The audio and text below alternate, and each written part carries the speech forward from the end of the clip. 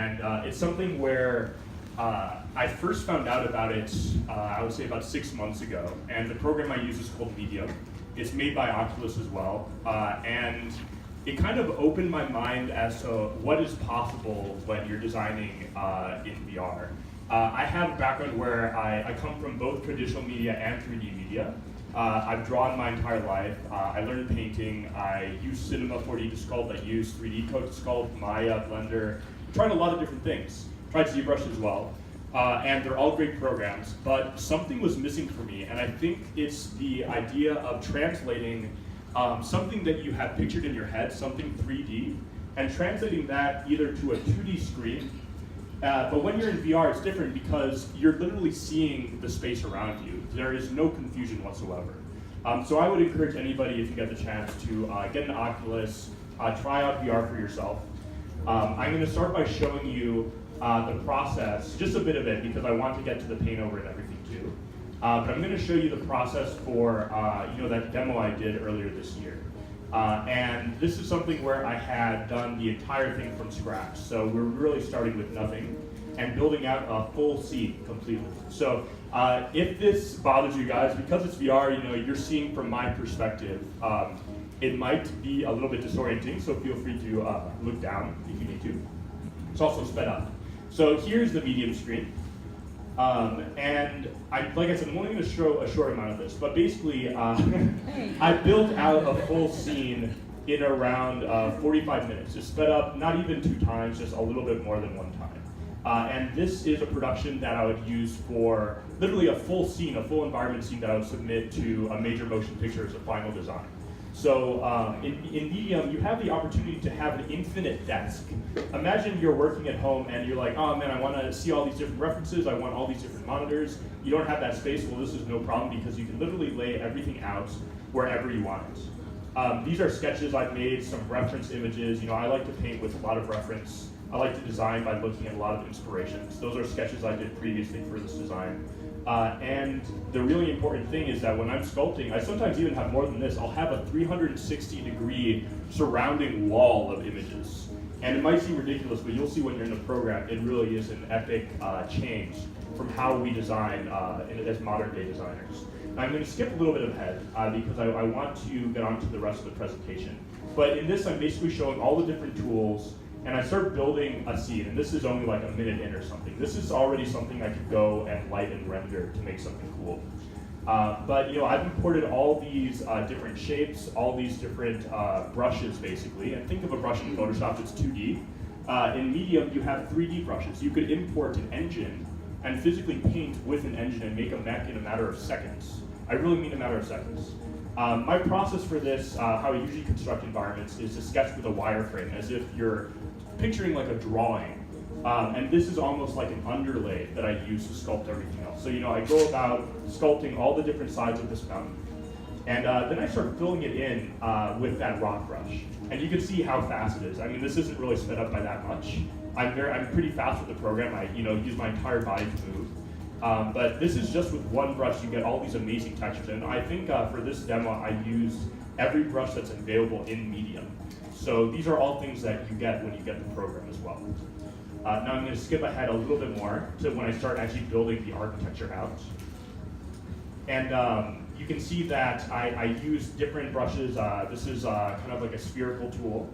And it's a similar process where I'm looking at the reference and I'm trying to decipher just what the object is. And normally as a concept artist, when you're working 2D, you have to plan out what your shot design is going to be before you paint it, because you don't want to have to rotate something. If your director comes to you and says, okay, we have to rotate the scene, that is the worst thing you can hear, right? Like that'll take hours and hours and hours. But in this, the way I think about it is, you're building a set, right? And then you shoot the scenes you want after you've designed the set. It becomes a much more easy to understand process because you could literally walk inside the piece of architecture you're building and sculpt it while you're inside of it. It's really incredible. And I do that at one point in this demo. I will literally go into the structure and start sculpting the interior. And doing things this way, you can get an insane amount of variations. You can really build out a whole culture, a whole world, in a day and less. I think this whole demo, and I'll show you the final piece later, the whole demo was maybe 50 minutes for the medium sculpt, and then an hour of paint over. And you'll kind of, I was at least amazed at how fast this program can work. So I'm gonna jump ahead to where, I start doing the final touches on things. I made some little houses there that are gonna populate the top of it. And this is where I start really getting into the details of different bridges and pieces of architecture that are inside the sculpt. You can see this is still only like, I think 35, 40 minutes in. You can see the amount of detail that you can get. And similar to Quill, you can make a brush out of one object that you make and then duplicate it 100 times. So that whole cityscape of buildings up there, that's one city that I've just squeezed the trigger on maybe 10 or 12 times to create that pattern. So, I think you kind of get the idea between all this. I then sculpt a bunch of different assets, like different trees. This is part of the scene is it's in a forest, so I sculpt these flat trees that I then lay out in 3D. But I'll just show you the final piece, and remember, this is only after a couple hours of work. Let's see, I believe it is back here, yeah. So this is the final image. And this is after a little bit of paint over, some material breakup, but this was all done live. And the characters are added in, but most of this scene is sculpted. The trees added in, but all the rock, all the architecture, those little poles that you saw dangling, that was all done in medium. And it's something that I really believe is going to change the future of how we design. On the last production I was on the Avatar sequels, you guys won't be seeing these for another 3 years, but almost every artist was using VR to sculpt. And if that doesn't tell you that this is the time to get into VR, I don't know what does, because if you see the industry artists, everybody that I look up to, these are people that amaze me on a daily basis. They're all sculpting this program. And this is something that I really think is going to take over the industry. So I just want to show you what I started to prepare for you guys today. This is kind of my process. I'll use a program called Cinema 4D. And I'm going to sit down now because I have to start using my computer. But this may look a little bit confusing. This is actually a basic scene. It's basically one mountain structure. And I've made some texture maps, and trust me, I'm not, a proficient 3D artist. I'm very lazy about how I make things. I don't UV map, nothing like that. I'll show you the texture maps I made. That's not it. So this is a map I made out of some screenshots I took of, I believe it is Iceland. And here I can kind of show you where I got these from. There's screenshots from Panoramics. And these are just some I found online maybe 3 or 4 days ago. Very basic images, you don't need a lot to create a texture. So I bring those into Photoshop, and I create a 1024 map. And the great thing about Photoshop is that you can have it create all your maps for you. You don't need to know how to create a normal map. You don't need to know how to create a bump map. Here, I'll show you really quick, because this is really a quick thing. I bring this into Photoshop, and I go to Filter, 3D, and you see there's Generate Bump and Normal. I hit generate normal, and maybe you guys already know this, but this was crazy to me. And you can literally control how much the detail pops. You can control the detail level, how far the crevices go. You can invert the height, so if I want the rivers to stand out rather than go in, it's all very, very easy. And you can do this process in a matter of minutes. So now that you know that, here are all the textures I created for this scene that I'll show you guys in a second. This is displacement map, which is just me desaturating the image. This was an inspiration for one of the structures that you'll see soon. It's just something that I found online that was very intriguing to me. So I made this into a texture map of itself by duplicating it, and then did a normal map of it as well. So back to cinema. The good thing about this program and Octane as well is that it works similar to how I think when I'm inside of media. It is a real-time render, and I'm on my my very poor, bad old computer right now, but this is, I'm hoping it doesn't crash because it has in the past. But you'll see that it'll start to render the scene, and I can move around it. And when you have a good graphics card, this is an old graphics card, when you have a new one, this scene loads in a couple of seconds, really. And, Finnian, can you try to move your microphone? Oh, yeah. Can you hear me better now? Hello? All good? Okay, great. Awesome, sorry about that, guys. So you can see now the texture maps and the displacement maps all doing their work on that mountain. And that mountain is a very simple piece of geometry. It's actually the default mountain that comes with cinema. So you can see how just adding, I literally just threw this on. I didn't play with the UVs, nothing at all. So now that you know kind of that sort of process. And then I usually rotate around my scene to find the right angle, I find the composition. And I'll just kind of get out of this. This is the, something up with the microphone. Yep. 1 second, guys.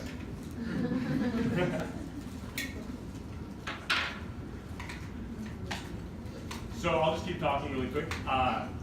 This next scene is the final scene that I ended up designing for today. Oh, great, thank you. And there isn't much added. What I've done basically is I've stretched all these basic mountains to be extremely vertical. And that is something I'll talk about composition-wise, something that will help us out a lot. And then I've made this golden structure in medium that has that simple texture over it as well. And here's kind of what the result looks like in the end. So this is, I usually try to do as much in VR as possible and as much in 3D as possible. But the ability to use Cinema 4D and Octane to find your composition in your shot, to basically frame everything you're doing, is extremely important to me. It's something that is pretty rare when it comes to being a designer, because we usually design in 2D, and I encourage you guys all to try it. So I'm going to now start painting on this. And this is one of the maps that I've rendered out to give me all the different layers, so you don't have to use selection tools. This is called a material ID, and every 3D application will produce one of these. So in Cinema, it's very easy to find. It's just under a normal menu. And the great thing about this is when you have this, I'll be going through technical information too, because I know it could be boring to some people, but I want to show you all the techniques that I use as well for all of this. Whenever you have to extract information from one of these, you go to Select, Color Range, and you see how I'm picking the color. It instantly finds the color of the map, so it gives you that very, very easy selection. And you can just extract that really, really simply. So now I have all our elements selected, and now I'm ready to start designing over this piece. The first thing I want to do is you'll realize I have fish in my sky, and that's not exactly ideal. So I want to start designing, at least getting in a blocky sky that'll help us communicate the image more clearly. The reason I kind of laid out this image similar in this way, and I'll kind of explain this, is when you turn on the black and white, you'll see that a lot of the lights and different objects are arranged in a way to drag your eye towards the center of our canvas. And when I was critiquing portfolios this week, I found that composition is something that I would like to show, because there's a lot of different aspects and different rules, different techniques you can use to really command a viewer's eye. And when you're presenting something to a company, even if you're doing cinematography, if you're doing concept work, anything, it's all extremely important to make sure your image reads well and that someone can understand it clearly. So I'm going to break down some of the decisions I made here. First, with this landscape piece here. Most people in the audience will read left to right, depends on the language you were born with. But most of us read left to right, so try to keep that in mind when you're designing an image. And imagine the viewer's eye is starting on the left side of your canvas. They're going to go down this little line up here, and then down this slope. And a couple things that are reinforcing this are the lighting direction. So I have this very bright light here, and that is at an angle very purposely. Everything here is done with a lot of purpose. It's kind of like an arrow that'll point us right down there. I'm gonna make sure this music is still going. I think I kind of need something to jam to while I'm painting. Oh, no, I think it stopped. Okay. Not a huge problem. Oh, we can hear it. Oh, you can hear it? Yeah, make it a little bit louder. Oh, I can just make it louder? Or no? Yeah. You can hear it? Is it too loud or is it good? Oh, there we go. Thank you. There we go. Now we can start doing it. Yes, so I try to think as much about lighting as possible to guide the eye. Think about every shape in your canvas as an arrow, a point of direction. And this really applies to everything. It's not just environment, it applies to character, prop design, your light shapes and shadow shapes, the contrast. These are all things that you can use to your advantage. And I tried to arrange this piece in a way where all the lines in the image will lead you to this main focal point in the center. Even the contrasted lighting, where you have this little slice of light here, this beautiful slice, contrasted with these dark elements, that will force you to look in this direction. These columns back here, those are also arranged in a way, when your brain is looking at an image and you see two of the same object in a row, decreasing in perspective, it makes a mental connection between those objects. It kind of links them together, and it tells your brain that they're the same object and the same size. So if you decrease the size of one of those, depending on where it is in perspective, your eye will draw a mental line between them. So another way you could take advantage of this, I might do this, but I could make another column here, and that would connect these two, and it would kind of force you to stay within the image. Now, an example of how this could go wrong is if you see that there's two right here, I make a large one right here, and then there's a small one right here, and maybe I add like a couple more going this way. That's a line that we don't want to create because it basically pushes your eye outside of the canvas. And what I see a lot in portfolios is things near the corners of our images that really detract from the focal point, the things that detract from the story you're trying to tell. So in the end, when you're adding any element to your composition, think about the repercussions you'll have and think about where it will be guiding the eye. So I'm going to start painting over this now. And one of the first things I noticed when I did the black and white is that the highest amount of contrast that we have is probably in this area. You have the darkest dark with brightest bright, and that's not where we want it. We can use that as a secondary focal point, but the main part of our image that I want you to look at is this area right here, our focal point.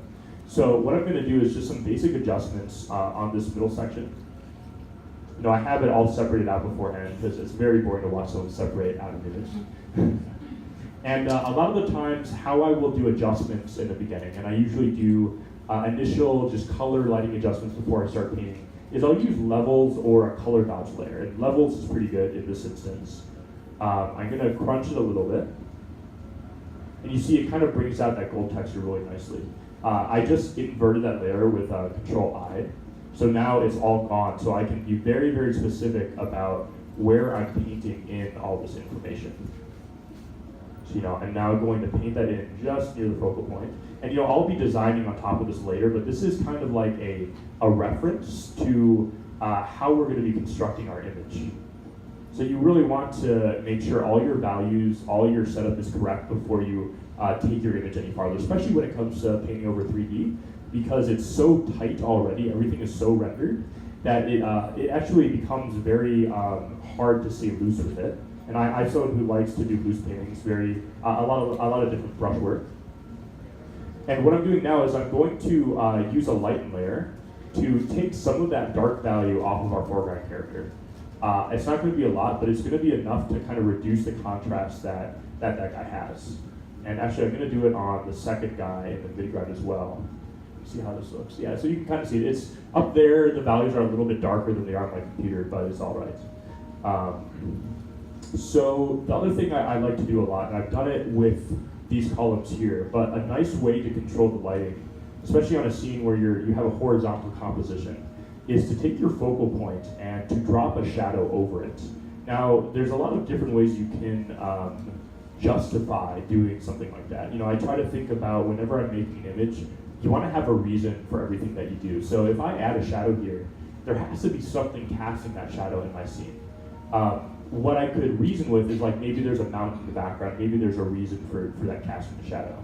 So I'm going to have that on the selection, and I'll start darkening this with some blue light that we have. Our sky is going to control all the bounce light and all the shadow colors as well. So with a darkened layer, you can really start taking out some of those values. And you can see that already just doing that has started really focusing our eye in on this control area because we now have a lot more contrast in that zone. Yeah, so if I turn that on and off, let's see. So, there's a big difference in the focus area there now. And let's see, now I want to kind of deal with that sky. And skies are pretty tricky for the reason that you can really ruin or make an image with a sky. a lot of people think skies are always going to be, very, very soft and ambient and abstract, and that's a way to design them. It's okay to design skies like that. However, I tend to use skies as another way to reinforce all the other pieces in my composition.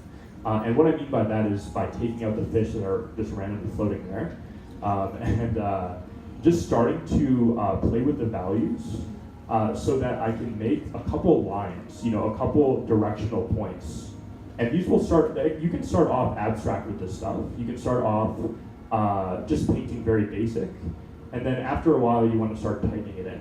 I'm gonna, try to keep some of these dark edges. Like if you can see my mouse right now, this edge right here is something that I want to keep. I'll be separating this from our focal point soon, but not right now. And in a similar way, I want to hide some things as well. You don't want every object in your composition to stick out. That'll make a very busy image. So here we go, we're just adding some lines to the composition. And you can be very, very graphic at this point. It's so early that you actually want to be loose because you want to take away some of that very harsh 3D feeling. So I'm trying to play with overlapping shapes, with different rhythms, trying to get rid of tangents if there are any. And then in the background, what we can take advantage of is the atmospheric perspective. We can really take some of the brightness out of our sky, but also to show a couple parts where the clouds are peeking through as well. And honestly, I know we're usually saving questions to the end, but I'm totally happy to answer questions if people have them while I'm painting, because most of this demo will be me painting and designing over this image. And I'll try to explain every decision I make, but I thought just talking about how shapes work and everything would be helpful. So if anybody has any specific questions about this process as I go along, you can either shout it out or we can get microphones out, whatever works for you guys. I have a question. What kind of brushes do you use? Okay, so the question was, what brushes do I use? And actually, what I could do for you guys is, after I'm done with the demo today, I will upload the PSD and all the brushes, and maybe they'll save them on Creativa. So hopefully that can help you guys out. You can all download them. The brushes I use are, yeah, no problem. It's totally okay. I think I made like maybe one or two of these. But most of them are collected through many different packs over a long period of time. I have stuff from a guy called Houston Sharp, stuff from Jamie Jones, John Park, a lot of my favorite painters. And over time, you guys will find that you'll use brushes, and there's definitely some that you'll take out as well. So I've kind of narrowed it down to only the brushes that I really use on a daily basis right now. Yeah. So I have, if I go through all these individually. There's a lot of brushes. I'm using the soft grainy texture awesome brush. But there's also the grainy paintbrush awesome. And that is really, really good for getting grain in your image. And grain itself is something that I feel like a lot of people avoid, but it's one of the best ways to get color harmony in digital paintings. And the reason is when you paint one color, say I was to paint blue like this, it's just one color. You can make individual adjustments inside of it to change the color. But with grain, you can actually combine different colors together, and it'll trick your brain into thinking that it's something that it isn't. I can combine these blues with that purple, and it can start creating some really nice color vibrations. After you overlap that, and if I zoom in really close, you'll see that there's little pieces of blue, little pieces of purple popping through. And there's a lot of painters that will paint their image flat, like I'm doing right now, and then at the end of their image, they'll paint over the entire thing with a grain brush, just to give it that effect. So that's kind of one of the reasons I like using that so much. Now, I'll start popping out some of these buildings in the back, some of these mountains. And I have that all in one layer, and I'll do another lighten effect there. And now I'm thinking about the separation of our values. So if we want our foreground to kind of stick out, this huge structure here, we want to add a little bit of mist, a little bit of diffusion in between these two objects, and that'll really make it stand out. And yeah, again, if anybody has questions while I'm going, please shout it out or get a microphone, either way.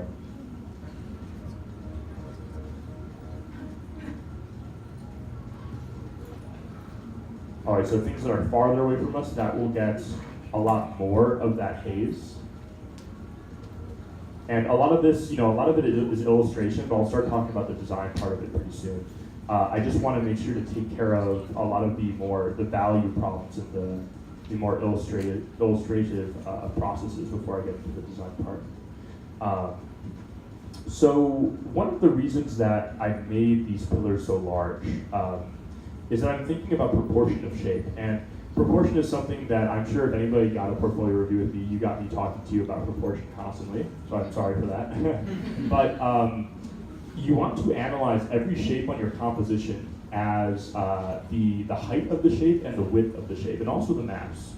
So if I was to analyze this shape right here, you can see that it's extremely long, and then it's very, very small at the top.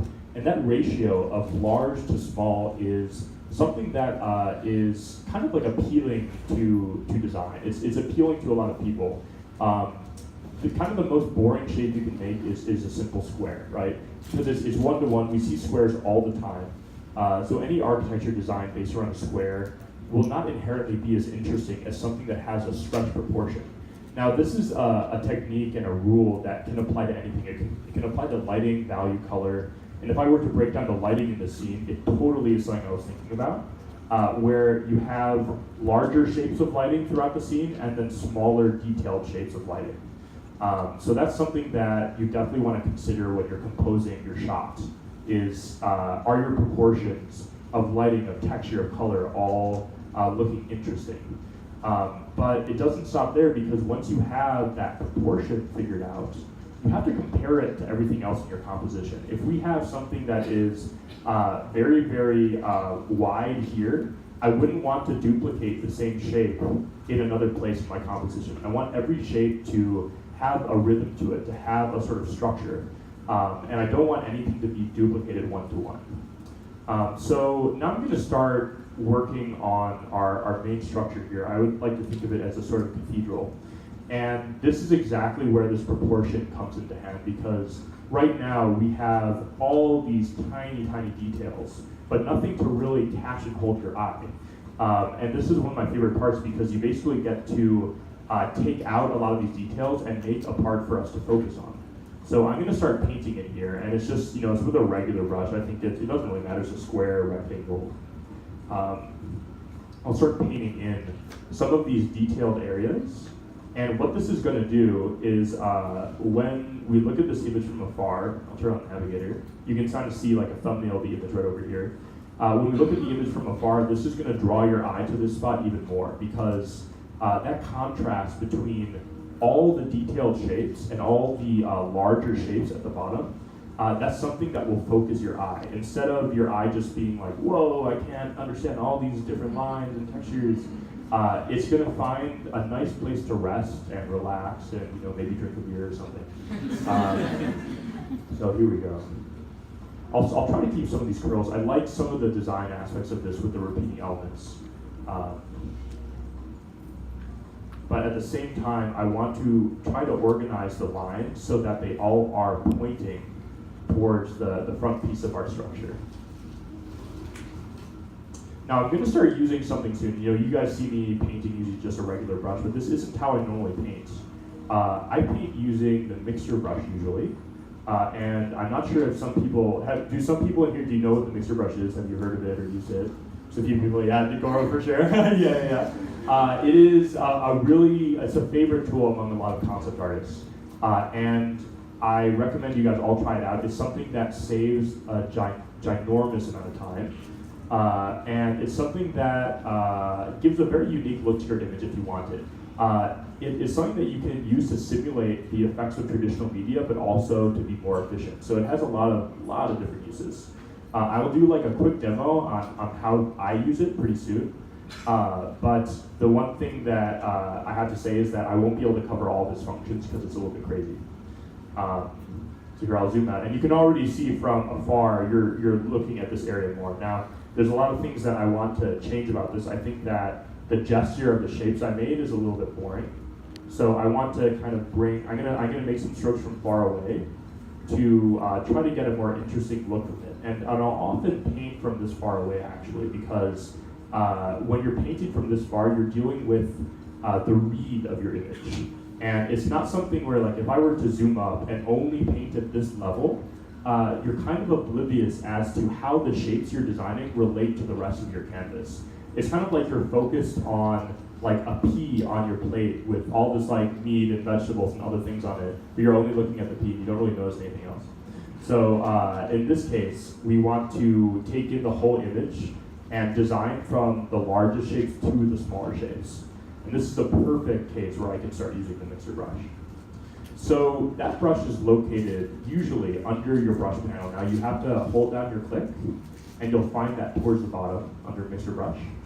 And the great thing about this is that it'll completely change depending on both the settings and what other brush you use it on. The thing called mixer brush is just a tool. It's not the actual brush you use. The brush you use is from your palette at the bottom right.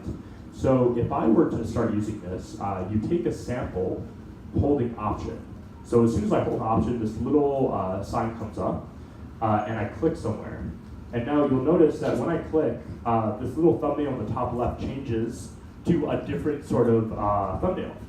And that is basically telling us that we now have selected that, and we're painting with that selection.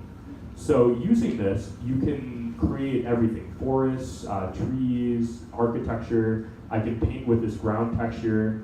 See, that's crazy. And you get all those values at the same time.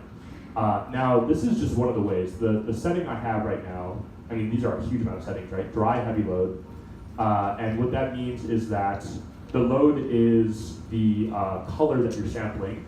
Dry means that it's putting the paint down exactly as is, with no moisture, with no mixing material. If anybody's painted with oil or gouache or something, this has no water added to it. So it's kind of simulating what a dry brush in real life would do. So using this, you can get some amazing effects extremely fast. And I've done a lot of my paintings only with the mixer brush in 30, 40 minutes. When it comes to 3D rendering like this, it can definitely take a lot longer. So now, using this tool, I'll start painting over this. And you can see how cool the abstract textures look just from the get-go. It's very interesting. It's kind of like you're adding a wash of different textures all at once. And again, if anybody has questions about this process or anything as I'm painting, please let me know or shout it out or something. Totally happy to answer anything. Oh, yes. Hi, in your opinion, what? Hi. Hi. In your opinion, what made the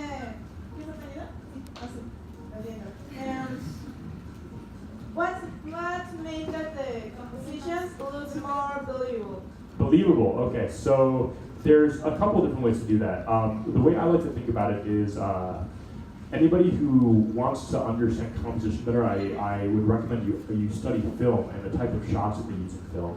I used to hear that a lot when I was a student. I was like, okay, these are paints of film, and like I don't really approve, but you want to look at how the directors immerse you in the scenes. If you're up close and personal to something, and I mean you're part of the scene. If I'm walking towards a piece of architecture, then I'm very low to the ground. I'm on the horizon line. I see the people around me and a structure that is massive in front of me. Now, say you were just trying to show something from like a wide angle view, or something very far away, like if you're in an airplane or something. That's when you would zoom back and show your scene. That's called an establishing shot, and that's as if you were to take this scene, and if I were to raise the camera like 100 feet in the air and blow this entire scene up and make it so you can see the entire landscape around, that would be kind of like an immersive establishing shot, because it's giving you kind of a bird's eye perspective of where everything is. The shot we're doing at this moment is a shot that's almost from a person's point of view. The horizon line of this image is a little bit below where these guys are looking. But it's something where we feel like we could be among a crowd of people. If I were to kind of sketch some more people in here, that would help a lot too. So if I were to, and I'm definitely going to take these guys out afterwards because they're not really going to fit in. But I think the way I look at it is, the more you think about how you could view the scene as a person inside of it, the more immersive it'll be. So if you're adding people to your scene and you just imagine you're one of them, that is what will make your scene more believable. You want to convince yourself that you're there, basically. And that's one of the reasons that setting it up in 3D is really useful, because you can do your design and then figure out what the most immersive shot is, what the most believable aspect of it is. You know? And actually, I kind of like these guys, so I might keep them there for the minute. Just give them a pointy hat or something. That'll be enough. All right, so I hope, does that answer your question? Yeah. Oh, okay, awesome. Yeah, no problem. Hey. Here. Hi. I wanted to ask you, how do you create a feeling? Like, if you want to make this picture sad or happy or something, how do you create a mood? Yes, Or- so mood can also often depend on the camera angle as well. There's a lot of different aspects to mood. For me, the most important relationship is color. If you use more somber colors, things like blues, purples, scenes that are darker, that will start indicating a sadder scene. It'll start there. But, bless you. No problem. But if, say you were to create a scene where you want to, say like you want to create a scene where you're in Game of Thrones and you're approaching, the king, and you want to make it seem like, from your point of view, you have no power, like you're just someone approaching this massive throne. The way you would illustrate it from a camera point of view would be, here I'll kind of just do a quick composition here, to show the throne higher up than you're sitting, or that your point of view is, with the stairs in kind of like a 3-point perspective. And what this does is, if you ever imagined yourself, maybe when you're a kid, or even today, like say you're going down the street, you're going to downtown, and you see these massive buildings, and you look up at them, you're like, oh my gosh, that thing is huge. It gives the feeling of awe, and like you have no control over the situation, like you don't have any power. And there's kind of a different scenario for each mood that would help add to it. For instance, the opposite of this, say like we want to have the power in the scene from our point of view, would be for me to compose a shot where like you are sitting in the throne and you're looking down on a bunch of people over here, right? And then that's going to give the impression that we're in control. Because anytime that you are higher up and looking down at something, you're not feeling oppressed. You're not feeling like a giant force coming over you. You're feeling that you have control over the situation. So try to, if you're thinking of how you can create mood in a shot, think about the camera angle for sure. I think that's a huge thing about creating these types of moods. Think about the color. If you have a bright, happy scene, sunny day, that will generally lend itself to more happy moments. Whereas, using rain, using atmospheric effects, things like that will help add to sadder moments, more darker feelings. And I could go on this for days too, but if you say like you're doing a decrepit old interior and you only have one light on and the character is facing away from the light, casting the shadow down, that's another way to create a sad moment, because there's a feeling of loss and a feeling of loneliness. So I would say do a lot of, look at films that make you feel that way and try to analyze why they make you feel like that. And I think that can be something that will help out for sure. Thank you. No problem. Hello. Hi. Where is this? Did you sculpt that? Hi. Did you sculpt that? Yes, this was all sculpted. This piece here was sculpted in medium. It was very quick. Like I did it extremely quick. I think I did it like right before I left for the airport. And it was basically the same shape. It was, I think it was something like this. It's just like that. You can see it though. It's just duplicated a million times, just over and over and over and over again. When you sculpt, do you have to reduce the faces since it's a little heavy to pass it to like Maya or Cinema? Now, it depends on your computer. For this computer, yes. I had to decimate it. And a lot of you guys, I'm sure, have used ZBrush and their retopology tool. It's similar to that. And I will decimate it. However, in Medium, you do have the option of adding in lower polygons when you're sculpting, you can sculpt at a low resolution to kind of prepare yourself for that. Now, in cinema, the decimation is pretty good, so usually if I have like a huge scene like this, I will decimate it a little bit, but this is honestly a really small scene compared to a lot of the stuff I do.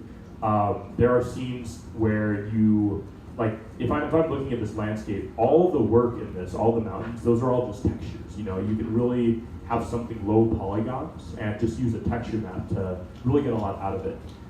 So I would say in these mountains, there's sometimes only like 100, 150 polygons in these, and then the thing that's doing the work is the displacement map on top of that, kind of bumping all these surfaces outwards. Yeah, Thank you. no problem. And before I answer another question, feel free, you guys can get the mic. I just want to let you guys know I'm starting to design the top of this tower. And one of the great advantages about this area is that it's already completely in silhouette. So there's not too much light information on it. And the reason that's a good thing is that you can feel free to design the form without having to worry about adding bounce light or anything like that. And you can kind of design it in a way that's flat. I'll start adding in some elements here, kind of inspired by the Sagrada Familia, because I'm really a big fan of Gaudi architecture, very strange and original. So I tend to incorporate a lot of my architectural influences into my work. So now we can resume questions, sorry.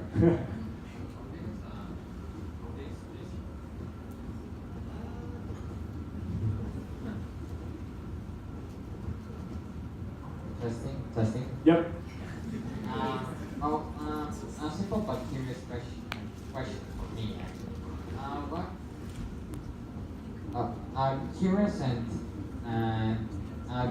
curious but simple question for me, if you ask me. Which Disney projects you were involved exactly? Because I'm not 100% sure of your involvement. Yeah, no problem. I've worked on the new Lion King that will be out in next year, I think. And I've worked on Jungle Cruise, which isn't out for a long time. I don't think we even have an estimated time for that. And I've worked on others that I can't talk about, so I'm sorry.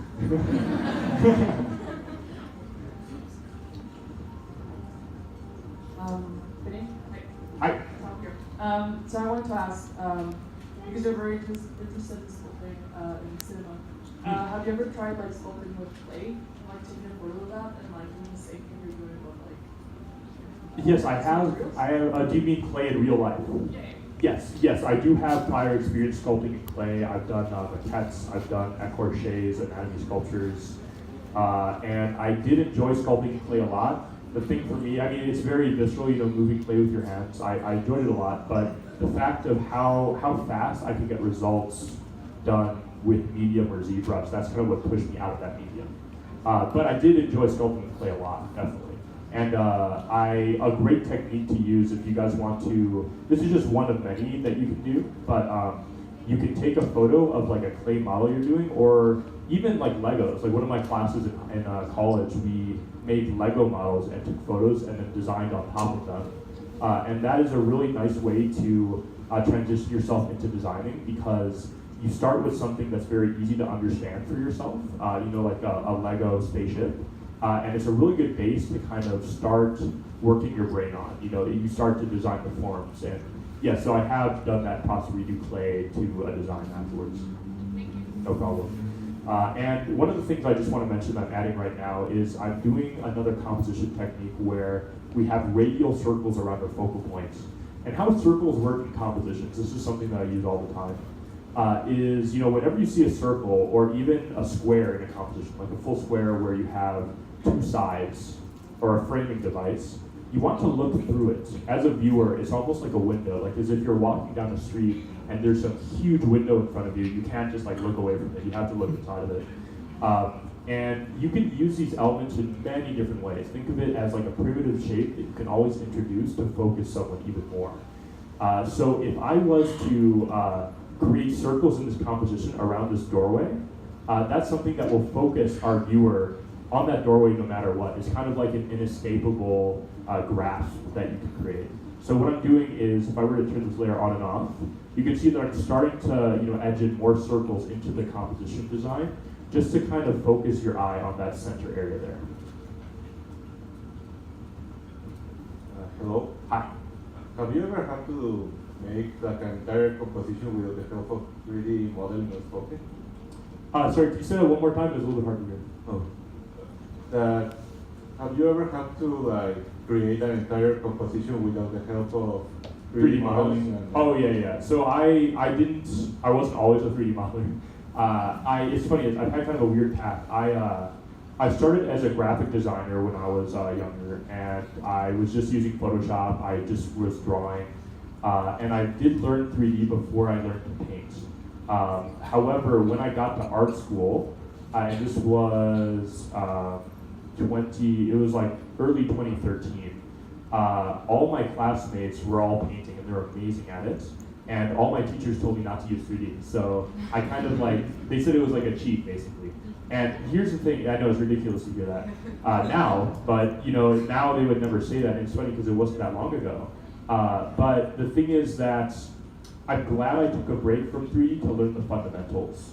Because over those couple years, I studied really hard and learned perspective drawing, painting, outdoor, plein air, figure drawing, figure sketching, and painting. And all those skills really helped me a ton. There was a time, when I worked on God of War, we weren't even allowed to use 3D in the studio. So everything I did for God of War was all painting. And I love painting. Like it's definitely a huge joy for me. I paint with gouache all the time outside. I definitely think, I'm perfectly capable of doing a composition without 3D. However, I think that is just such a great tool that I don't want to limit myself by not using it. And in the end, I definitely think of myself as an artist, but I also realize that there's a commercial aspect to what I produce on the day-to-day for companies. They have a problem that I'm trying to solve, and the fastest way I can solve that problem, and the best way I can solve that problem, that will make them happier in the end. So the way I look at it is that I will take every advantage I can get. And I like painting, I like 3D, but VR is a way that, for me, combines the two together. So that is one of the reasons I tend to use Medium and other VR programs, is that they give you the sense and joy of painting, but it creates actual models out of your painting. So the first time I used Medium, it didn't really feel like I was making a 3D model. It felt like I was doing a sketch. And that's one of the things that brought the joy back into 3D for me, because for a long time, I kind of shunned 3D. It didn't feel like I was being creative anymore. I didn't like dragging polygons around the screen. And I try to stay as far away from that as I can today. So yes, I definitely still paint. I try to combine the painting with 3D, so I will make my textures out of painting sometimes. And that gives really awesome effects. I encourage people to try it. So yeah, so hopefully that answers it. Can I piggyback on that? Yeah, no problem. Because I think it's super important, your question that you had, because I think he's allowed to use those shortcuts because he knows the fundamentals. He can paint this without the help of 3D, right? And that's extremely important because the tool can't teach you fundamentals, right? It's you, yourself. So before you shortcut, you should definitely work on your fundamentals, Yes. because if you can't do this, then you will be lost at a company, because if they take the tool away from you, then you'll fail, right? And that would be horrible. So Yeah, totally great point, Carl. Finnian can do it without. That's why if he can only paint, he can still do it. So do not see this as a shortcut or anything. See it as something that, look at it as something. Look at it as something that helps you to create, but you still need to know the fundamentals. Just wanted to add that on. Dude, such a great point. Absolutely. Yeah, man. Yeah, Goro said it all. I mean, that's the thing. I know a lot of artists that will go straight to 3D without learning fundamentals, and it is very hard to get a good grasp with design. And if you ever have to do a paint over, or you're forced to do something where you're not comfortable, that's a way to get fired. You can, as a concept artist, you have to be able to work with a lot of different mediums. There are some artists that I know that only use 3D now, but there's not many of them, and they all know how to sketch and draw. That's really important too. So yeah, completely with Goro said, I agree 100%. I think it is related to the same, but I wanted to ask if it is easy to get lost from the color palette using all this mixed media. So get lost in what way? Like get the muddy color? Yeah. Yeah, so yes, that is definitely a danger, and I think you kind of have to use your own judgment when it comes to that. Like, for instance, this palette right now is blue, red, and yellow, and that's all that will ever be. There's greens, but they're not in the dominant. They're using atmosphere. And the way I think about color is in a similar ratio as everything else, you know. Especially in this image, it holds very, very much true.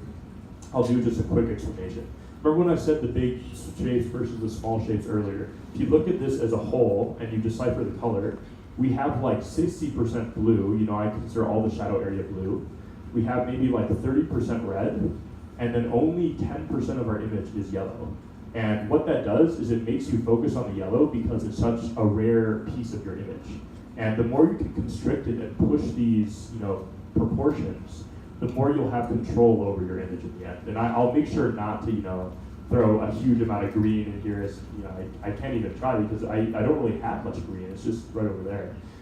Here's a good trick though as well to find out if your colors are all matching. And this is more an illustration technique. This is something I learned when I had to do matte painting a long time ago. And it's something where you use the hue saturation and you crank it all the way up. And this will show you, you know, my image is already really saturated, but it really breaks down all the color relationships you have. So this is in a similar way, you know, if you do a black and white and then a hue saturation, you really get a good sense of where your true colors lie. You know, I would never use this as a final image, but as a way to test out where things are, it's a really great tool. Hi. Hi. How are you doing? I'm doing great, thanks. How about yourself, man? Can it be created like a composition where you guide exactly as you want the eye of the spectator, or you can only show where you want him to focus? Oh no, you can totally control 100%. Yeah, you can control 100% where you want people to go. I mean, a lot of images, if you know all those techniques and you combine them properly, it's almost like, unless the person is trying to avoid, like he knows what you're trying to do and tries to look away, it's like, it's almost an inescapable urge you have. It's like using the circular effects, using the framing effects, the color, these are all different kind of assets at your disposal to control, to have power and manipulate the canvas. And if you use all of those, I guarantee, if you use them the right way, it's something where if you show this to like anybody, any person that's new to looking at your art, they're going to have to look where you tell them. It's kind of like a connect the dots piece. You can be very, very specific, and I can guarantee you that all the major designers in the field will think like that. They'll know precisely where they want you to look, and they will control the way you look at something. Yeah, so right now I'm just kind of filling in a lot of these gap areas because I don't want as much blue showing. But I also want to play with negative spaces because negative spaces are also a great way to make kind of an interesting feeling to your image. They give it a little bit of mystery if you can combine it the right way. In negative spaces, I'm talking about the shadow versus light. I'm talking about the sky versus, you know, our main palette over here. It's a lot of different things combined. Oh my gosh, it's already 3:54. That's crazy. Hi. Hi. Just a question. Over here. Oh, Like right now, right now you can't see the thumbnail, but if you see the thumbnail, yes. It looks like very, it looks everything like a whole. It looks very cohesive, everything. How can you achieve that and avoid like everything looking like on separate layers or make it look like just different elements in a composition? Yeah, no, I totally understand what you mean. I think there's a lot of different components to that. I think, you know, I love color more than anything, but I really think when you're talking about having things fit together, value is the most important. It's a struggle for me to say that because I like color a lot. But yeah, it took me a while to really get to know this. But the value, if you look at this image from a value perspective, it still works. Now there's still that issue of having this stick out, and I just haven't touched it yet, but I will after this. but this image will still work at a black and white level. And that is kind of how you want to design it. You want to think about how all these different values relate to one another, and how everything, like if I were to darken one of these areas way more than the other, here I'll just show an example, you'll start looking really crazy. Like this darkness that I'm adding isn't that pushed, it's only pushed by a little bit, but it's already throwing the entire image off balance. So what you kind of want to do is you want to, in the zone of, 0 to 10, if this is 0, and this is 10, and 10 is white, what you want to do is you want to play with this range in the middle. You don't want to really exceed that until the end of your image. And this is how, I think that once you're really experienced, it's totally okay to play with all of them, but when you're starting out, if you play from 2 or the 3 value to the 8, and this 0 being black again, and 10 being white, this will let you have a very gray image, and then you can choose where to add your accents. Because the places that you add in the end, like the place that I add the white, and I will add some very bright colors to this at the end. And I think what I'll do is I'll continue this after our demo's over. I'll try to do some work on it tonight, and so when I upload it to Creativa, you'll see more finished piece. And the full PSC as well, of course. But I will usually conserve my 9s and 10s to the last hour that I'm working. And the reason is that even though I know kind of where I'm going to put them right now, I will probably put them around the doorway, of course, and have darker shapes, leading up to it down here.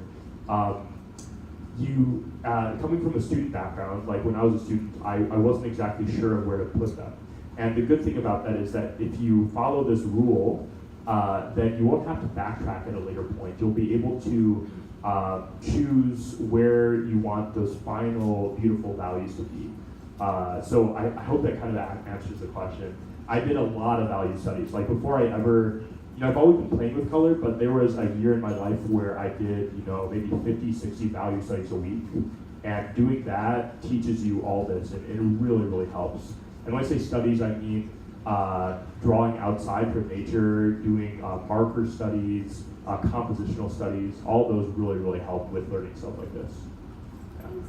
And actually, I would like to show you guys a technique that I think would really help if you struggle with getting a good read on your image, because this is the one thing that helped me the most. Let me see, I think I have it under sketches over here. I'm sorry, I should have read this beforehand. There was a time where I just drew black and white, and that was it. This was all I would do, and it's, I maybe did, like I said, 20 or 30 of these a week from life. These are all outdoors. And when you restrict yourself to just 2 values, you can be amazed at how hard it is to get someone to look somewhere. And yeah, feel free if anybody wants to take pictures of stuff like this, it's totally okay. I'd highly recommend practicing this if you want to do environments. Is what I tell all my students, is that you should learn how to make something read at this level before you add more complexity to it. Because if you can handle something like this, and you can make it work at a thumbnail level like this, then you can't really break it if you stay true to a sketch like this. Like I could take any of these and make a really good painting out of them without changing the overall structure, because you can understand them from such a small size and from only 2 values. So more on controlling your value relationships and getting something to feel cohesive. That is really the main thing I would say is value control.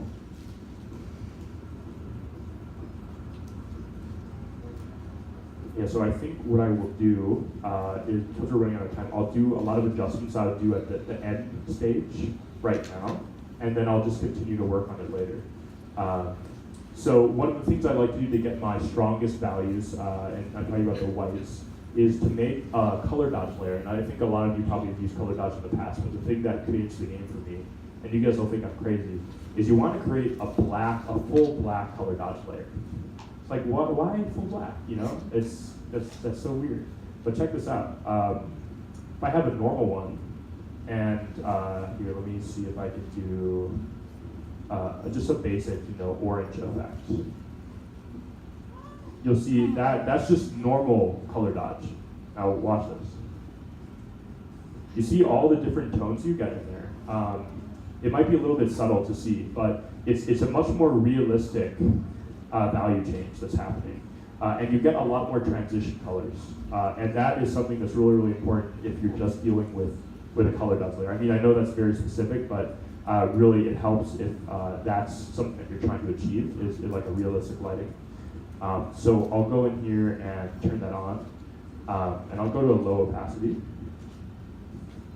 I'll just start playing with a little bit of pops of light here and there.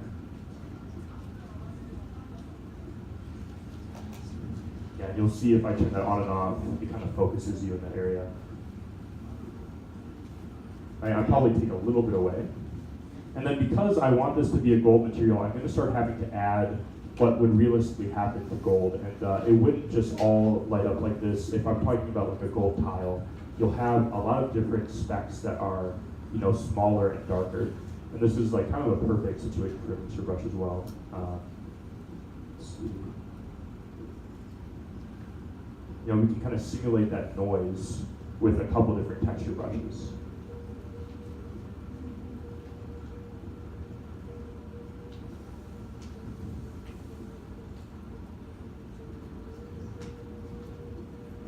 And I want to take the brightest value and just add just little specks of it here and there.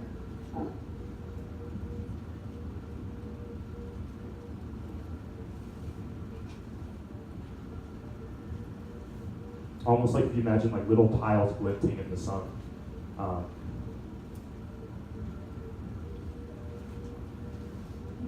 And again, I'm totally happy to answer questions while I paint if anybody has anything else.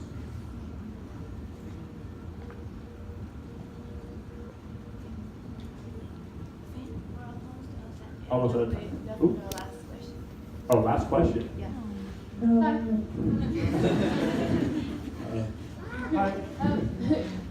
What would you recommend to make like a good use of fusion layers? Because I feel like sometimes like an exaggerated use of them can make compositions feel unrealistic. Unrealistic. So I think that usually has to do with your knowledge of what realistic color and lighting and value would be. I tend to use a fair amount of adjustment layers. And one of the things that I try to do when I'm using them is, oh no, please don't crash. I'll just keep talking. I think it'll fix itself. It should be okay. Thankfully, it's okay. Yeah, I can redo this very quickly when I'm not talking. Yeah, I think we're dead here. What a great way to end. So one of the ways I use adjustment layers is I don't just know automatically what value I need at the end. I tweak it a lot. And there's a lot of times I'll play with the opacity, and you really have to look at your image from far away to tell what the correct value will be. I will play with the opacity, I'll play with the levels adjustments, I'll play with the sliders, and really sometimes I'll go back and forth, I'll turn it off, I'll turn it on, I'll use a combination of several. And what you're trying to do is just get it to look realistic, like you said. So have a reference of the lighting that you're trying to achieve. Like it could be a photo, it could be outside, something you're looking at, and try to use that as a benchmark for how you light your image. And I think that will really help you when you're starting out. And if you really want to learn how light relationship, color relationship works the best, I'd recommend to do as much light painting as possible outside, like landscape painting. That is by far the thing that helped me the most with color relationships. And I think that is all we have time for. So guys, thank you so much for coming.